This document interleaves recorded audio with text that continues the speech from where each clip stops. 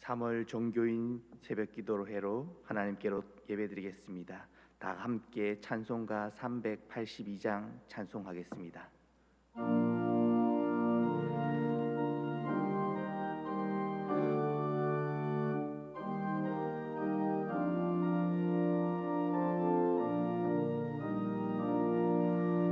너 근심 걱정 말아라. 주 너를 지키리.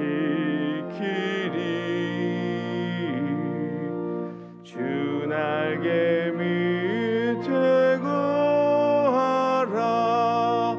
주 너를 지키리. 주 너를 지키리. 아무 때나 어디서나 주 너를 지키리. 늘 지켜주시리.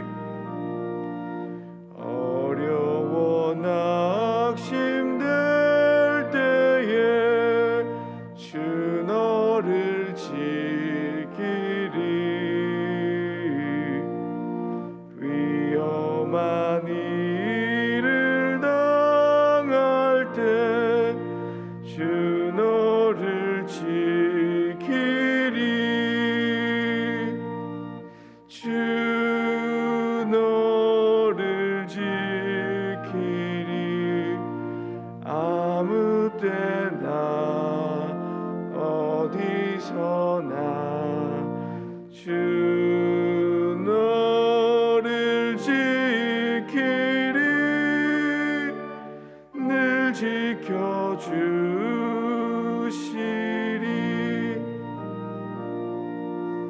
너을 것 미리 아시고 주 너를 지키리.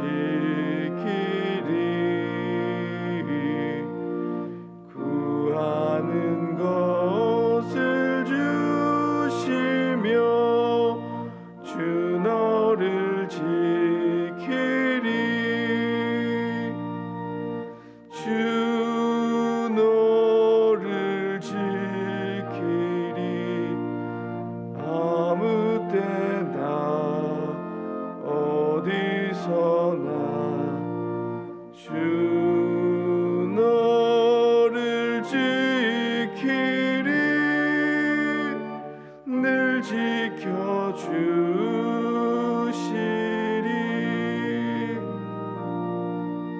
어려운 시험 당해도 주 너를 지키리. 구주의 품에 거하라. 주 너를 지키리. 주 너를 지키리. 아무 때나 어디서나 주 너를 지키리. 늘 지켜주시리.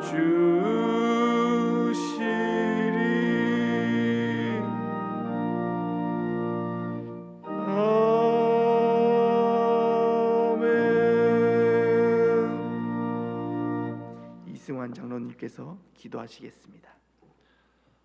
아버지 하나님, 크신 은혜를 감사합니다. 새해를 허락하시고 지난 2개월도 지키시고 보호하여 주셔서 감사합니다.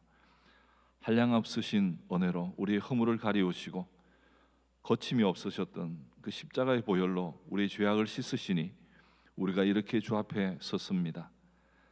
오늘은 월사후로 부르셔서 모든 회중이 모였습니다. 말씀하시옵소서. 종들이 듣겠습니다. 우리가 행할 바를 가르쳐 주옵소서. 우리가 다 준행하겠습니다. 아버지께서 태초부터 숨겨두셨던 2023년 3월이라는 보물을 교회 앞에 펼치시고 또한 우리 각자의 인생에게 나타내시고 살아내라 하심이 은혜인 줄 압니다. 사순절의 두 번째 주간을 지나는 주의 자녀들에게 지혜를 주셔서 절제하게 하시고 영들을 분별하게 하셔서 이 세상을 이기며 살아가게 하옵소서. 또 그 모든 다가올 날들과 시간을 함께 하신다 하시니 힘이 되고 능력이 됩니다. 이달에 우리가 만날 많은 사람들 앞에서 그리스도의 증인으로 살게 하시고 우리 곁에 선자들을 사랑하고 용서하게 하시며 모든 갈림길, 모든 결정해야 하는 상황들 앞에서 주님을 선택하게 하옵소서.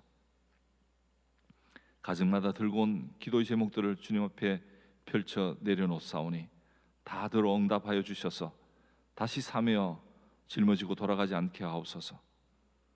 1년이 넘은 러시아 우크라이나의 전쟁과 최근에 일어난 튀르키예 시리아의 지진, 국경을 맞댄 많은 나라들의 전쟁의 소문들, 악한 지도자를 만나 공경에 빠진 나라들, 내전과 민족 분쟁, 이상 기후로 인한 환난들, 기아와 전염병들의 소식들이 우리로 더 주님 앞에 기도하며 경성하게 하며 그들을 위해 중보하게 하시는 줄 알아 함께 기도하며 나아가오니 우리의 기도를 들어 주옵소서.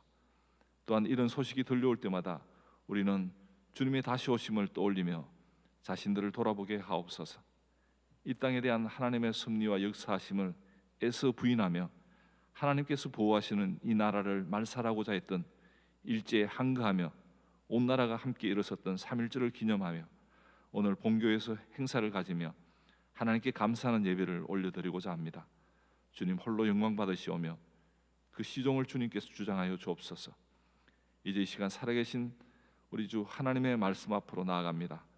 담임 목사님을 통해 선포되는 생명의 말씀으로 인해 우리 모두 힘을 얻을 뿐 아니라 찔림과 회개의 시간이 되게 하시옵고 모든 회중은 지혜롭고 슬기로운 청지기들이 되어 주신 재물과 시간과 재능들을 하나님의 나라와 의를 위하여 사용하도록 결단하는 시간이 되게 하옵소서. 환절기를 지나는 선배들과 병약한 자들의 건강을 지켜주시옵고 새로운 환경과 직장, 새 학기를 맞는 우리 자녀들을 주님께 의탁하오니 우리를 사랑하시기에 전능하신 아버지께서 그들의 몸과 마음과 생각을 지켜주옵소서. 3월을 맞는 주의 백성들에게 마치 수면을 운행하시듯 다가오셔서 에고 에이미 내니 두려워 말라며 평안을 주시는 예수님 그 사랑이 많으신 이름으로 기도드립니다. 아멘.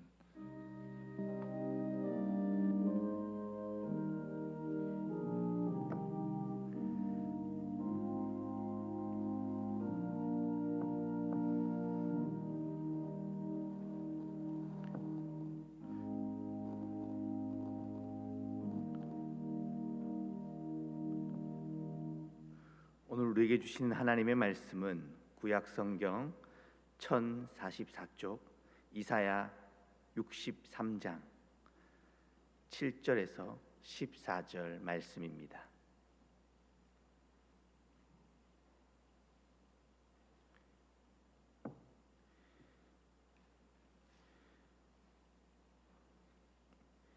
말씀을 한 절씩 교독하겠습니다. 내가 여호와께서 우리에게 베푸신 모든 자비와 그 찬송을 말하며 그의 사랑을 따라 그의 많은 자비를 따라 이스라엘 집에 베푸신 큰 은총을 말하리라.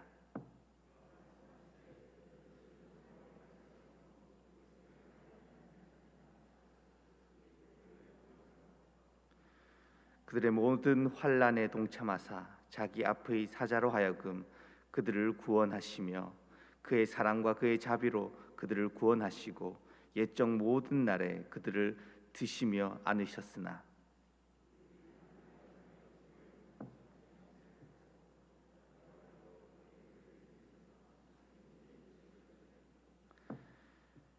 백성이 옛적 모세의 때를 기억하여 이르되 백성과 양떼의 목자를 바다에서 올라오게 하신 이가 이제 어디 계시냐? 그들 가운데 성령을 두신 이가 이제 어디 계시냐?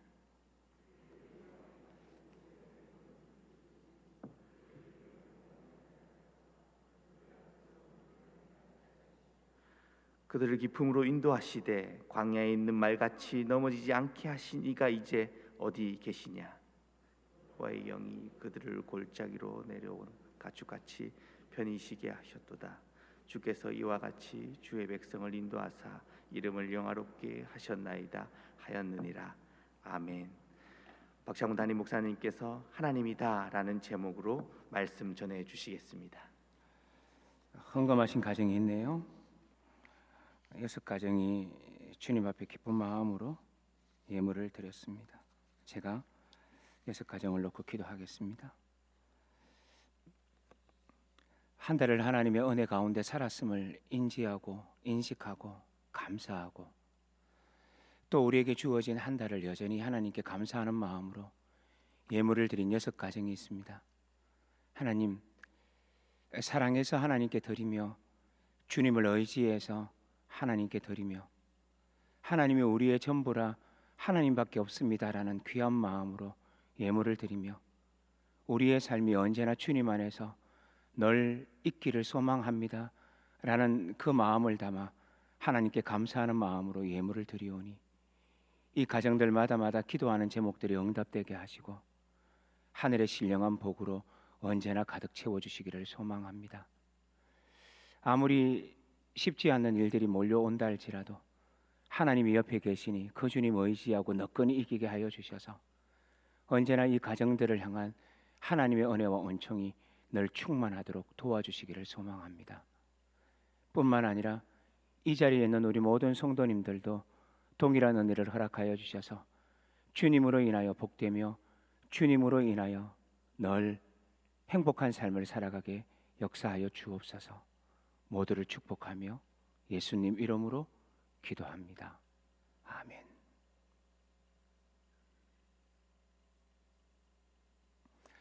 신앙생활을 하다 보면 하나님이 살아계신가라는 생각이 들 때가 간혹 있지요. 저도 그렇고요. 때때로는 제 아들도 식사할 쯤에는 제 옆에 슬그머니 다가와서 그 젊음의 시절에 품을 것 같은 그런 여러 가지 질문들을 제게 던지곤 합니다. 아빠, 이건 왜 그래? 아빠, 저건 왜 그래? 그러면서 많은 의문들을 쏟아내기도 합니다. 물론 성도님들이 그렇게 물었다면 그 자리에서 답을 주지만 제 아들에게는 그렇게 하지 않습니다. 너도 한번 생각해 보렴. 이 구절들 한번 읽어볼래? 아빠 서지에 이 책 있지? 그 책 한번 읽어볼래? 라고 하면서 답을 그에게 던지기도 합니다. 그럼에도 불구하고 아무리 어릴 때부터 예수 그리스도를 알고 기도하고 하나님의 은총으로 살아왔음에도 불구하고 때때로, 정말 그렇습니다, 때때로 하나님이 살아계신가, 하나님이 역사하시는가 싶을 때가 있습니다. 여러분, 이런 생각들은요, 오늘날 있는 우리들만 그런 생각하는 게 아니라, 예를 들면 마틴 루터마저도, 그리고 구약에 나타나는 예언자들마저도 하나님이 정말 계신가, 하나님이 정말 살아계신가, 하나님은 역사하시는가 라는 생각을 가질 때가 많습니다. 기도가 응답이 이루어지지 않을 때, 의인보다 악인들이 더 권세를 가지고 누리고 있을 때, 그럴 때 느끼는 생각, 하나님은 정말 살아 계실까라는 생각을 하죠. 이런 생각들을 구약학자들은 한마디로 이렇게 요약해서 설명하기도 합니다. 숨어 계신 하나님. 하나님이 우리에게서 잘 보이지 않는다는 겁니다. 느껴지지 않는다는 겁니다. 그래서 그 명칭을 뭐라 그런다고요? 숨어 계신 하나님이라고 얘기를 합니다. 여러분, 어떠세요? 정말 하나님은 때때로 여러분에게 숨어 계신 하나님이라고 느껴질 때 우리는 그 신앙의 해이, 그리고 신앙에 몰려오는 불안감, 이걸 어떻게 극복하시죠? 답부터 드리는 게 좋을 것 같습니다. 원래 숨어 계신 하나님이라고 얘기할 때는요, 그 반대 개념도 아주 명확하게 성경에 나타납니다. 그 개념은 뭐냐 하면 활동하시는 하나님입니다. 그래서 어떨 때는 하나님이 내 기도를 잘 응답하시고 구원의 역사가 아주 선명하게 드러날 때 사람들은 이렇게 말하죠. 우리의 삶에 활동하고 계시고 역사하시는 하나님. 그래서 그 하나님을 뭐라 그런다고요? 활동하시는 하나님이라고 얘기합니다. 그래서 우리 인생을 살다 보면 어떨 때는 활동하시는 하나님을 여겨지고 어떨 때는 숨어 계신 하나님으로 여겨지기도 하죠. 어떻게 우리는 이 두 하나님에 대한 개념을 일치시킬 수 있을까요? 구약에서 벌써 이미 이 답이 있긴 하지만, 그러나 활동하시는 하나님과 숨어 계신 하나님을 가장 선명하게 통합시켜 놓은 현장이 있다는 것만 우리가 기억하다면요, 아하, 숨어 계신 하나님이나 활동하시는 하나님이나 어떤 의미에서는 동전의 양면과 같다라는 것을 우리가 알게 됩니다. 이걸 알게 되는 한 가지 유명한 사건을 여러분 떠올리시죠? 금방 머릿속에 떠오르실 겁니다. 지금 우리가 사순절을 지나죠? 무슨 날을 향하여 달려가고 있습니까? 예수님의 십자가의 죽음과 부활을 향하여 달려가고 있죠. 주님의 숨어 계시다, 주님의 활동하시다라는 것들도 우리가 어디서 답을 얻을 수 있느냐 하면 십자가에서 답을 얻을 수 있습니다. 십자가가 뭐죠? 모든 희망이 깨어진 순간이에요. 하나님의 정의가 무너진 시간입니다. 하나님은 역사하셔야 되는데 무참히 십자가에서 죽으세요. 그래서 엠마오로 가던 두 제자들이 외쳤던 소리가 있잖아요. 그가 우리를 구속할 자라고 바랬는데 허무하게 죽었다. 하나님의 역사는 마치 안개가 사라지는 것처럼 여름날 이슬이 태양빛에 그냥 사라져버리는 것처럼 하나님의 역사는 사라져버렸다라고 통곡하죠. 탄식하죠. 한탄합니다. 숨어 계신 하나님의 사건이 십자가인 줄 알았습니다. 그런데 성경은 또 역으로 말을 하고 있더라고요. 십자가가 무엇입니까? 라고 말할 때 예를 들면 골로새서 같은 경우 명확하게 말하죠. 예수 그리스도가 십자가의 죽으심으로 말미암아 이 땅의 사단 권세 모든 정사를 이기셨다. 예수님의 십자가에 못 박혀 죽는 순간 이 땅의 죽음이 끝장났다. 예수님의 십자가에 죽으시는 순간 하나님의 구원이 이루어졌다라고 얘기를 합니다. 그러니 이 말은 뭘 말하느냐 하면 숨어 계신 하나님이 가장 선명하게 드러나는 순간, 그런데 그 시간에 무슨 일이 일어나고 있었다고요? 하나님의 구원의 역사가 가장 강력하게 드러나고 있는 사건이었다라고 말하는 것이 성경이 말해주고 있는 십자가입니다. 그래서 우리는 성경을 통해서 알게 되는 게 하나 있습니다. 하나님이 침묵하셨다라고 말할 때 정말 침묵이 다인가? 라고 물으실 때요, 우리는 한 가지 배우는 게 있습니다. 아니다, 하나님은 침묵하시는 것처럼 보이지만 여전히 우리를 향하여 활동하고 계신다. 이를 위해서 제가 여러분하고 누누이 많이 나누었던 말씀 또 하나 더 생각해 볼까요? 신약의 말씀입니다. 오병이어를 일으키시고 오병이어를 일으키자 수많은 사람들이 예수님을 왕으로 삼으려고 했죠. 그랬나요? 왕으로 삼으려고 했을 때 예수님은 제자들이 예수님을 왕으로 삼는다 그러니까 제자들의 마음속에 우쭐한 마음이 들었죠. 그러자 어떻게 합니까? 예수님은 제자들을 흩어보내십니다. 바다 건너 보내시죠. 그리고 예수님은 사람들도 흩어보내시고 홀로 산 위로 기도하러 가셨죠.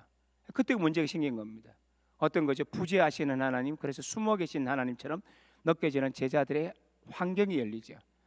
그들이 바다로 나갔는데 주님은 함께 계시지 않는데 풍랑이 일었어요. 거센 풍랑이 일었습니다. 그들은 죽을 것만 같았습니다. 어떤 상황이죠? 하나님 없습니다. 하나님은 우리를 바다로 내보시고는 우리의 곁에 없습니다.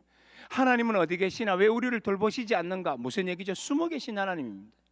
활동하지 않는 하나님입니다. 왜 우리 곁에 없습니까? 왜 우리를 공경에 처해 놓고는, 우리를 가라 해놓고는 왜 우리를 이렇게 힘겹게 만들고 계시나요? 맞죠? 성경은 이렇게 말을 합니다. 그런데 성경에 또 명확하게 말하는 게 있죠. 숨어 계신 하나님이 전부가 아니라는 겁니다. 그래서 활동하시는 하나님에 대해서 말씀하고 있잖아요. 그래서 제가 그 부분을 통해서 누누이 강조하는 게 있습니다. 주님 도대체 뭐 하시나요? 라고 말할 때 주께서 뭘 하고 계셨죠? 거기 나오는 말씀들 우리나라 번역에는 잘 드러나지 않기 때문에 제가 헬라어로 늘 설명하죠. 그때 성경은 이렇게 말합니다. 예수 그리스도께서 그들을 쭉 보고 계셨다. 성경이 말해주는 것이 그 의미입니다. 우리나라 번역에는 그냥 보시고라고 되어 있지만 원래 의미는 쭉 보고 계셨다. 그러니 우리는 하나님이 우리를 그냥 바다로 내모시고 우리는 어려움에 처하게 되고 하나님은 내 곁에 없다라고 말할지 모르겠지만 성경은 우리에게 말하고 있는 게 뭡니까? 얘들아, 하나님이 네 곁에 없다라고 한탄하지 말아라. 뭐라고요? 나는 너희를 쭉 보고 있다라는 말은 뭘 말해주느냐 하면 그 본문은 계속적으로 말하기를 너희를 쭉 보고 있는 이유가 뭐냐? 너희를 위해서 기도하고 있고 너희를 위해서 기도하고 있을 뿐만 아니라 너희의 적절한 시기에 내가 다가와 너희를 구원하는 역사가 펼쳐지고 있다. 이걸 강조하고 있거든요. 그러니 이 말은 뭐죠? 하나님이 내 곁에 없다라고 생각하는 순간 내가 느낄 수 없고 만질 수 없고 체험할 수 없고 기도에도 공허만이 우리의 삶 속에 몰려오고 있을 때 그게 끝이 아니라는 겁니다. 성경은 명확하게 말을 합니다. 내가 택한 백성, 내가 사랑하는 자녀 그대로 두지 않는다. 나는 그들을 끝까지 돌보고 있다. 너희가 느끼든 느끼지 못하다 나의 눈은 너희를 떠난 적이 한 번도 없다. 이게 뭐죠? 활동하시는 하나님에 대한 성경의 묘사라고 우리들에게 말씀하고 있습니다. 그래서 우리는 그 활동하시는 하나님을 만나게 돼요. 오늘 본문도 마찬가지입니다. 이스라엘 백성들이 나중에 보시겠지만 9절 이후로부터 쭉 나타나는 내용들 보시면 뭐예요? 제자들은 백성들은 한탄하잖아요. 예를 들면 11절, 12절, 13절에서 어디 계십니까? 어디 계십니까? 어디 계세요 하나님? 계속 반복되는 단어가 그거거든요. 어디 계신가요 하나님? 이 말은 뭘 말해주냐면 오늘 본문 속에서 이스라엘 백성들도 하나님께 외치기를 뭐라고 외치느냐면 하나님 도대체 어디 있어요? 우리가 이렇게 힘든데 하나님 도대체 어디 계세요? 우리는 이렇게 어려운데. 이게 오늘 본문에서 말하는 이스라엘 백성들의 한탄이거든요. 무슨 얘기죠? 숨어 계신 하나님에 대한 한탄입니다. 자, 그러나 제가 앞부분에서 이미 결론식으로 말씀을 드렸기 때문에 그럼에도 불구하고 이스라엘 백성들은 하나님을 발견할 수 없어서 어디 계신가요? 라는 단어를 계속 남발하고 있지만 그들이 외치는 소리와 다르게 하나님은 여전히 움직이고 계시다라는 것을 우리에게 보여줍니다. 오늘 본문에서 다 읽지는 못했지만요, 길어서 아마 자막에 놓을 것 같아요. 1절과 2절을 한번 보실래요? 에돔에서 오는 이 누구며 붉은 옷을 입고 보스라에서 오는 이 누구냐? 그야 화려한 의복 큰 건너으로 건넌 이가 누구냐? 그는 나이니 공의를 말하는 이요 구원하는 능력을 가진 이니라. 2절요. 어찌하여 네 복이 붉으며 네 옷이 포도즙을 바른 자 같으냐? 이런 구절이 나오죠. 근데 어쨌든 하나님이 옷에 붉은 물감이 드는 것처럼 그런 옷을 입고 에돔에서 올라온다라는 구절이 나옵니다. 물론 우리가 이제 예언서를 읽는데 익숙하지는 않죠. 우리는 보통 성경을 읽으면 어디가 더 익숙합니까? 이야기체로 되어 있는 창세기 같은 구절 맞죠? 출애굽기 앞부분 같은 경우 사무엘 상하, 열왕기 상하, 역대 상하 이런 거는 굉장히 익숙하죠. 복음서 같은 건 익숙하죠. 왜요? 성경이 이야기체로 되어 있으면 굉장히 쉽게 읽혀집니다. 그런데 성경을 읽으면서 어렵게 읽어지는 성경이 어떤 겁니까? 물론 이제 신학을 전공으로 하면 예언서는 굉장히 쉬운 본문이지만 그러나 일반적인 성도님들은 예언서가 굉장히 어렵게 느껴집니다. 왜 그래요? 문체가 이상하기 때문입니다.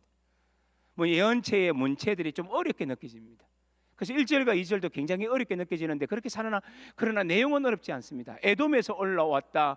옷이 핏빛이 묻어있다 라는 말은 뭘 말하냐면 하나님이 에돔을 심판하셨다라는 말 뜻이에요. 그러면 하나님이 어디 계십니까? 라고 말하는데 하나님께서는 무슨 말을 말씀하시느냐면 내가 에돔을 심판했다라는 말로 응답을 하고 계시더라는 겁니다. 에돔이 누구죠? 가장 간단하게 말하면 이스라엘 백성들을 괴롭혔던 어떤 의미에서는 가장 미웠던 족속입니다. 다시요? 이스라엘 백성들이 어떻게 했더냐? 가장 미워했던 족속입니다. 왜 그럴까요? 바벨론이 이스라엘을 쳐들어왔습니다. 그래서 이스라엘은 쑥대밭이 됐습니다. 심지어 어디까지 하나님의 성전마저 허물어졌습니다. 이건요 이스라엘 백성들에게는 상상할 수 없습니다. 하나님이 계신 성전이 무너지다니, 하나님의 성전이 침탈당하다니, 하나님의 성전이 불타다니, 이건요 이스라엘 백성들에게는 하늘이 무너지는 마지막 종말보다도 더 참혹한 날이었습니다. 누가 쳐들어왔어요? 바벨론이요. 그런데 그때 어떤 일이 있는 줄 아십니까? 바벨론이 쳐들어와서 이스라엘 백성들이 쳐들어와서 성전마저 무너뜨려 모든 것이 종말의 날, 세상에는 이렇게 저주스러운 날이 없을 정도로 고통의 날이었는데 그때 누가 오냐? 이스라엘의 친족이라고 말할 수 있는 에돔 족속이 함께 들어와서 바벨론 사람들에게 길을 알려주고요, 바벨론의 칼을 피하여서 도망가는 이스라엘 백성들의 길을 막아서서는요 못 도망가게 만들고 그들로 하여금 바벨론의 잔인한 칼날에 죽도록 그 생명을 내어놓았던 사람들이 누구라고요? 에돔이었었어요. 쳐들어와서 우리를 죽이는 바벨론도 미운데, 그런데 그 바벨론에 기생하여서 우리를 죽음으로 몰아내는 그들이야말로 이스라엘 백성들에게는 한 맺힌 적들이었다는 것만 우리가 이해하시면 돼요. 그래서 하나님이 어떻게 한다고요? 너희는 지금 느낄지 모르겠지만, 얘들아 너희는 제대로 알지 모르겠지만 내가 하고 있는 일들이 있다는데 너희의 적들을 먼저 해치고 있단다. 그러니 이 말은 뭘 말해주느냐 하면, 그들의 인생에 가장 힘겨웠던 적, 내가 너무 힘들어 인지하지 못했던, 그러나 실제로는 우리의 인생에 가장 어렵게 만들고 우리를 힘들게 했던 그 적들을 하나님이 뭐하고 계시더라고요? 혼나고 계시더라는 겁니다. 이스라엘 백성들은 원망하고 있을 때 하나님은 그 원망 소리가 있는 이스라엘 백성들을 위하여 그들의 원수를 물리치고 계시다. 멋지지 않나요? 이 말을 단순하게 우리에게 적용하는 건 좀 무리가 있지만, 그럼에도 불구하고 시간의 한계상 바로 적용을 하면 우리도 그렇지 않나요? 때때로 하나님은 날 위하여 무엇을 하시는가라고 싶어서 마음이 답답한데, 때때로 하나님은 그 원수의 입을 닫게 만드시고, 하나님은 때때로 원수를 하나님이 해결하시는 경우들을 성경은 우리에게 말해주고 있다는 겁니다. 그런데 하나님이 우리를 위하실 때요, 어떻게 위하는지 조금만 더 볼까요? 한 구절만 보십시다. 몇 절 보느냐면 5절 한번 보십시오. 5절에 보면 이런 말이 봅니다. 내가 본즉 도와주는 자도 없고 붙들어주는 자도 없으므로. 이제 넘어가 볼까요? 내가 본즉 도와주는 자도 없고 붙들어주는 자도 없다. 무슨 얘기냐 하면, 이스라엘 백성들을 향하여 났을 때 누구도 하나님을 돕는 이가 없고 하나님의 백성을 돕는 이가 아무도 없었다라는 얘기입니다. 이스라엘 백성들은 고통을 당하고 그들은 절절 매고 있는데 누구도 하나님 외에는 도와줄 자가 없었다라는 겁니다. 그래서 너만 얘기할까요? 그렇다면 이 말은 뭡니까? 세상은 이스라엘을 버려도 이스라엘을 버리지 않는 한 분이 계시네. 누구라고요? 하나님이요. 주변에 내가 의지할 사람이 한 명도 없을 때 누가 나를 도와줘요? 우리는 때때로 의심할지 몰라도 성경은 말합니다. 하나님이요.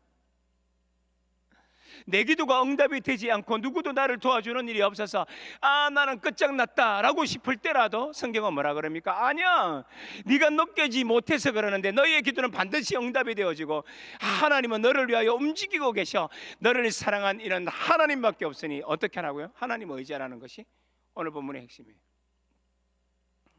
그러니 하나님은 어떤 분이라고요? 우리의 원수를 붙들어 주시고 우리의 원수들을 막아 주시고 그들을 혼내 주시고, 뿐만 아니라 누구도 우리를 위로한 일 없을 때 하나님만이 홀로 일어나셔서 우리를 여전히 사랑하시는 분이라고 성경은 말해주고 있어요. 여기까지 핵심은 이렇습니다. 이스라엘 백성들은 이렇게 말하죠. 하나님 어디 계신가요? 하나님 도대체 뭐 하세요? 라고 말할 때 하나님이 우리의 심령에 대고 하고 싶은 말씀이 뭐냐면, 세상 모두가 너를 버려도 이것만은 기억하렴.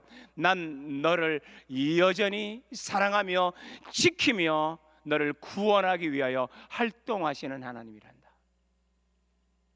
그래서 여러분, 우리가 인생을 살아가면서 여러 가지 힘겨운 일이 몰려오고 때때로는 하나님의 흔적을 발견할 수 없다고 할지라도 우리가 이 말씀을 붙들어야 돼요. 그래도 내가 느끼지 못하더라도 변치 않는 유일하신 하나님이 나를 사랑하신다라는 겁니다. 여러분, 만약에 이런 하나님을 알고 있다면 이제는 우리는 어떻게 살아야 할까요? 이걸 간단하게 두 가지만 얘기하고 말머리해요. 그냥 간단하게 지나갑니다. 7절 보십시오. 7절에 보면 이런 하나님을 인식하게 될 때 우리가 꼭 기억해야 될 게 뭐냐, 이렇게 말합니다. 내가 여호와께서 우리에게 베푸신 모든 자비와 그의 찬송을 말하며 그의 사랑을 따라 그의 많은 자비를 따라 이스라엘 집에 베푸신 큰 은총을 말하리라.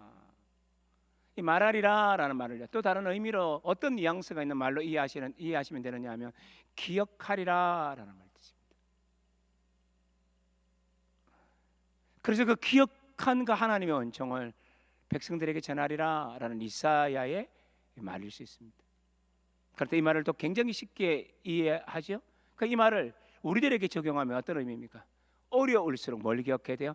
하나님이 이제까지 나에게 베풀으셨던 그 은혜를 잊지 않고 기억하는 겁니다.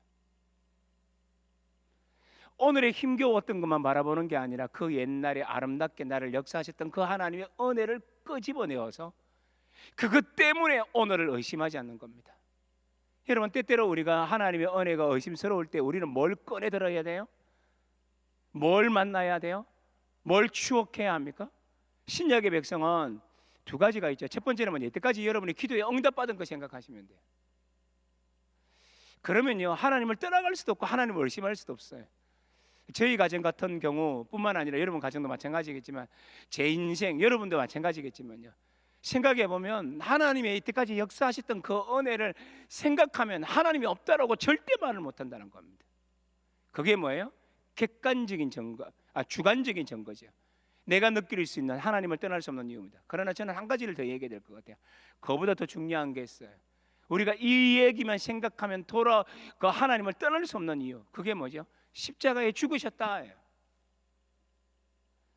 하나님이 십자가에 죽으셨다.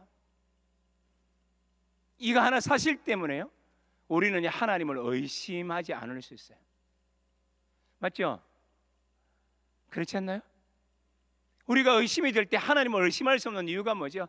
하나님이신 그분이 인간이 돼서 이 땅에 오셨고 심지어 죽기까지 하셨는데 십자가 형틀에서 죽으심이라 빌립보서에서 그렇게 말하잖아요. 우리나라 번역하고 다른 번역입니다. 헬라어로 번역하면 그렇습니다. 인간으로 오셨습니다. 그런데 어떻게 죽으셨는데 어떻게 해요? 십자가 형틀에 죽으세요. 형틀이 뭐라 그랬나요? 저주의 십자가, 말로도 꺼낼 수 없는 십자가.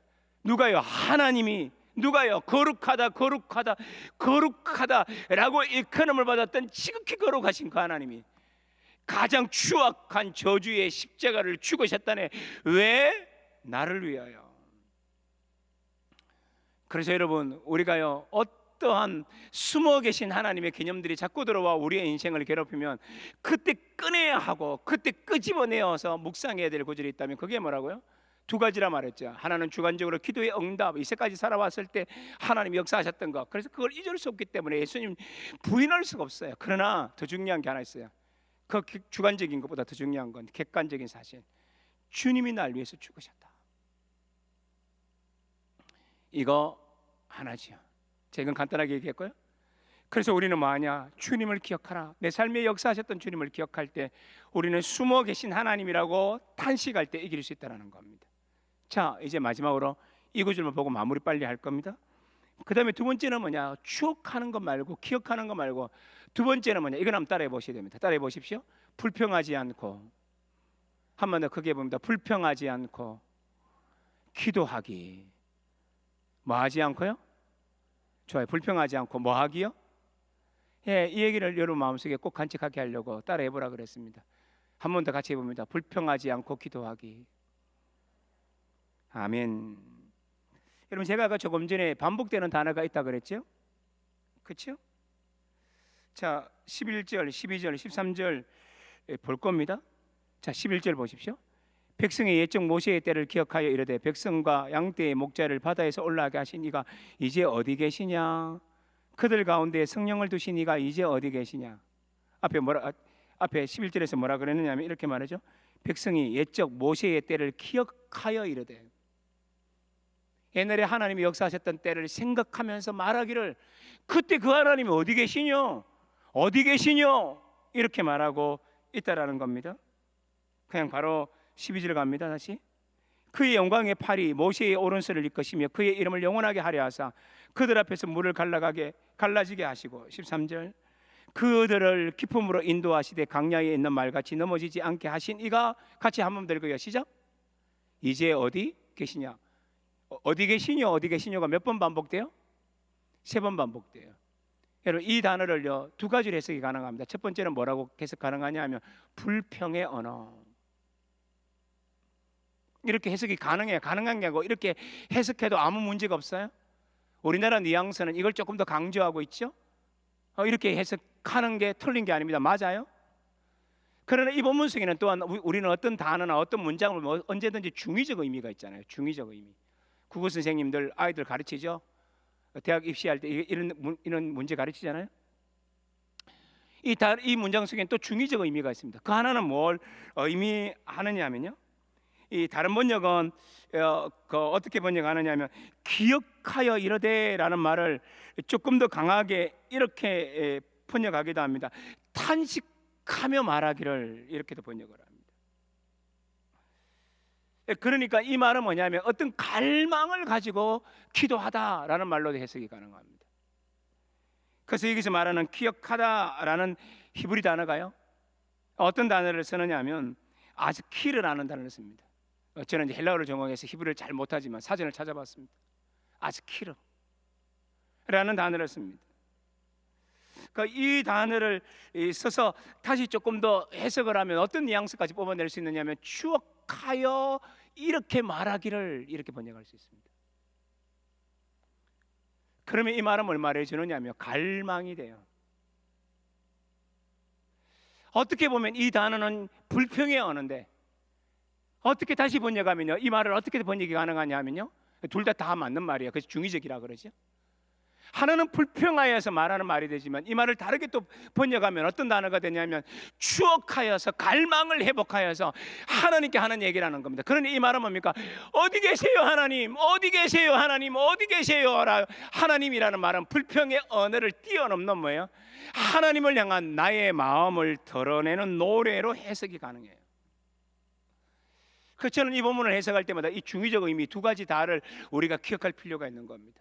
그렇다면 이 말은 우리에게 뭘 말해줍니까? 불평의 언어를, 중의적 의미를 그대로 가지고 온다면 우리가 택해야 될 게 뭐죠? 불평의 언어를 쏟아내지 말기. 하나님, 난 왜 이 가정에 태어났죠?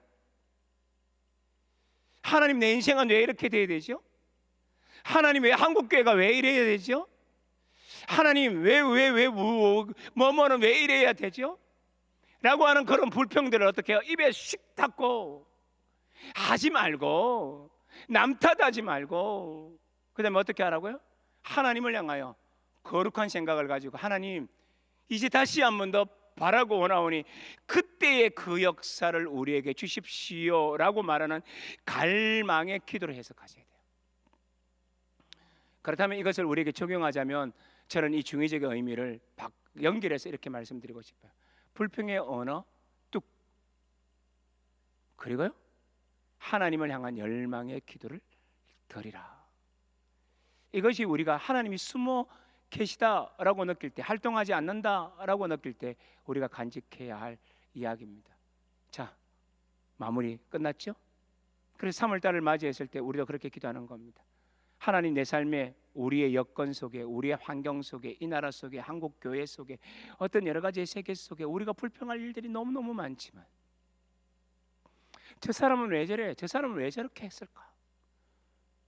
손가락질하고 한탄할 일들이 많지만, 그러나 그것들을 다 마음속에 내려놓고 저 밑으로 흘려버리고, 불평 자체가 하나님이 기뻐하시지 않는 일이라는 것을 명확하게 인식하고 다 흘려버리고, 대신 하나님을 향하여 갈망하듯이 주님 다시 역사해 주십시오 기도하는 우리가 되는 것, 그게 3월달을 맞이하는 우리들에게 당부하는 말씀입니다.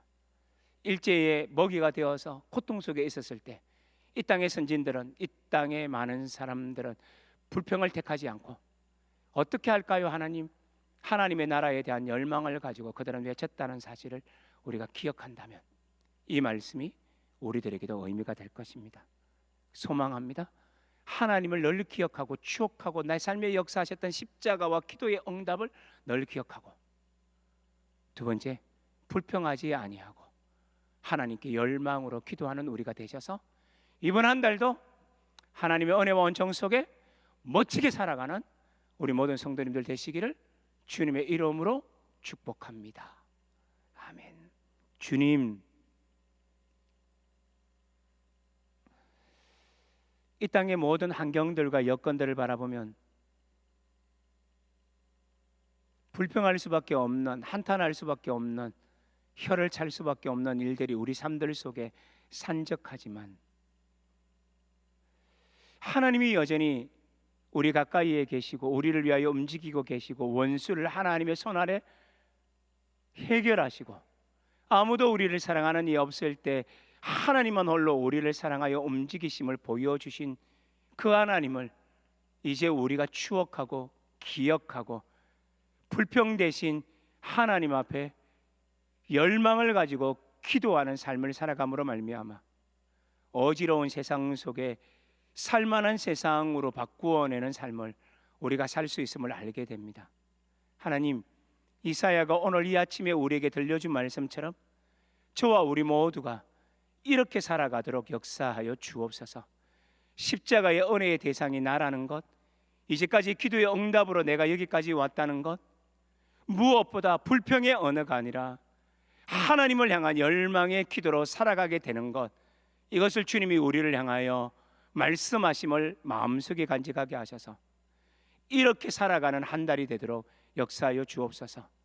그래서 우리 삶에 기도할 모든 문제들을 불평의 언어가 아닌 하나님이 역사하실 거에 대한 믿음의 언어로 아뢰게 하여 주셔서 이번 한 달도 하나님과 손잡고 걸어가게 역사하여 주옵소서.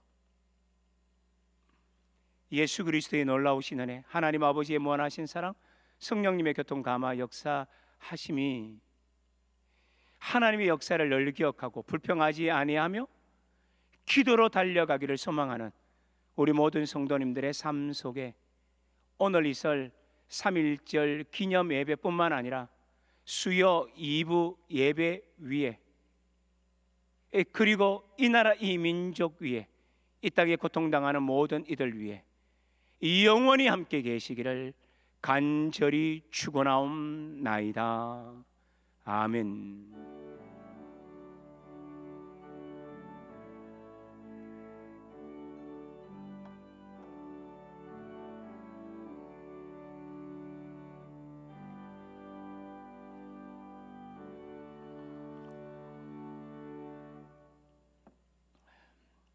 스크린을 통해서 우리가 같이 이 기도 제목을 가지고 우리가 기도하신 후에 자유롭게 돌아가시면 되겠고요. 또 오늘 만약에 시간도 되고 바쁘지 않다면 기념 예배 때 동참을 하시든지 아니면 수요 2부 예배에 동참을 하시든지. 아마 수요 2부는 뭐 거의 오지 않을 것 같아서 한 5명 하고 자고 설교 예배할까 봐 겁이 나긴 하지만 그래도 하기로 했으니까요. 그래서 이제 오늘 그 시간에 동참하시든지 함께 했으면 좋겠습니다. 자, 우리 기도 제목 같이 읽습니다. 우리 삶을 구원하시며 보살피시고 평강을 주시며 선한 길로 인도하시는 하나님과 동행하는 삶을 살게 하소서.